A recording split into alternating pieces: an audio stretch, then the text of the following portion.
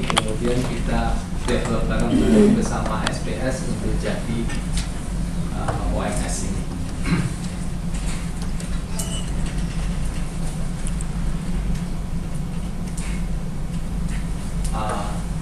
Cakupannya adalah seperti ini. Jadi ini adalah modul pendukungnya. Jadi master vendor, misalnya master ahli daya, job management, things organization unit, time and payroll management, dan report. Kemudian di atasnya ini ada pekerjaan yang di supply, jadi bisa berupa legal supply tadi ataupun berupa job supply. Ini juga semua kita report, jadi dari MPP-nya legal supply, manpower planning ya MPP, kemudian budgetingnya, juga realisasinya seperti apa, dan semua perjanjiannya ini PKS-nya semua kita record di OMS. Dan ini setiap tahun kita lakukan penilaian terhadap vendor tersebut. Dan ini juga ada modul untuk merecord vendor ataupun ahli daya yang bermasalah tersebut. Jadi cukup aplikasinya cukup lengkap juga ya, kita punya ini, dan sekarang ini sudah kita pakai untuk seluruh cabang BCA maupun unit kerja di KPI.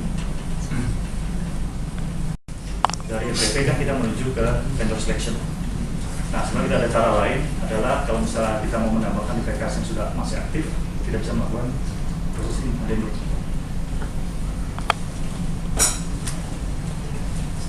Jadi kita bisa langsung menambahkan. Di sini kalau kita lihat di layar ini, kita bisa lihat langsung kita mau menambahkan apa posisinya berapa orang. Nah, ada satu lagi proses kaitan dengan PKS, ini adalah direct PKS. Jadi ini adalah menampilkan informasi yang akan langsung dikeluarkan PKS-nya. Jadi kalau kita lihat tadi secara proses kan mengikuti dari depan ada MPP, vendor selection, dan PKS. Kalau dari PKS sekarang adalah kita langsung, jadi langsung kita masukkan di PKS tanpa melalui proses yang tadi. Jadi ini balik lagi dengan kebutuhan. Kalau tadi kan secara proses kan ada proses yang mengikuti dari MPP, vendor selection maupun PKS, itu langsung ke PKS. Oke. Di PKS sendiri kita feature-nya adalah mampu menyimpan format dari kerjasama PKS, monitor perubahan data PKS, monitor jumlah orang dalam PKS yang aktif, termasuk perubahan jumlah orang maksimal yang bisa diajukan dalam perpanjang PKS maupun pembuatan PKS. Jadi balik ke aturan BI yang tadi yang di awal. Jadi perjanjian kerjasama ini pun kita record ke dalam sistem supaya kita bisa monitor juga. Oke, kita masuk ke realisasi PKS.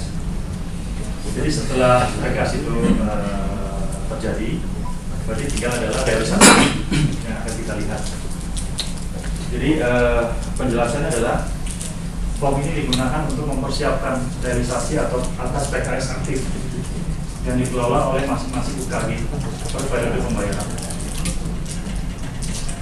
Kemudian penginputan data di dalam form realisasi PKS ini akan memberikan informasi berupa PKS mana saja yang masuk ke dalam proses realisasi PKS untuk periode pembayaran ini. Ada outsource ini. Di dalam Mas sendiri kan sekarang masih ada 8.000 pegawai outsource juga. Nah, selama ini kan mungkin hanya 3 orang mungkin yang menangani konsolidasi data outsource. Ada adanya program ini kan ada kerjaan tambahan dari kantor pusat Pak ya. Berapa orang di tim Bapak yang untuk memanage sistem OMS ini Pak? Kalau kita boleh tahu. Oh, kalau yang maintain sistemnya sih cuma 1 orang. Ya, Jadi satu orang yang memang apa dan itu pun nggak full time. Jadi terus kemudian satu orang lagi yang sebagai backup. Kalau artinya Pak yang istilahnya memvalidasi bahwa inputan dari cabang atau Oh, itu divalidasi oleh masing-masing unit kerja yang melakukan outsourcing. Oh, jadi tetap decentralized untuk yang monitor. Oh ya, itu Si upload segala macam itu bug ya, jadi berupa kalau sudah direkrut baru datanya di iya, taruh di Excel baru diupload. iya, betul sih. Jadi nanti kita minta Excel dari perusahaannya, kemudian itu diupload. Kemudian kalau misalnya ada update, ya kalau sedikit ya diupdate manual, kalau enggak ya harus upload lagi. Pak, jadi ini jumlahnya 30 unit ya. Kalau boleh tahu satu unit itu kira-kira diisi oleh berapa pegawai? Dan memang pegawai itu fokus untuk mengerjakan outsourcing ini atau memang part time gitu? Maksudnya ada kerjaan yang pokok sendiri, nah ini hanya sampingan aja atau memang full untuk mengolah pegawai outsourcing ini? Oh, dari enggak. 30 unit itu satu unit itu sama. Enggak seperti itu. Jadi unit itu biasanya juga punya kerjaan pokok yang lainnya. Jadi ini outsourcing ini hanya part time daripada kerjaannya dia. Jumlah orang yang di satu unitnya tergantung jenis kerjaannya.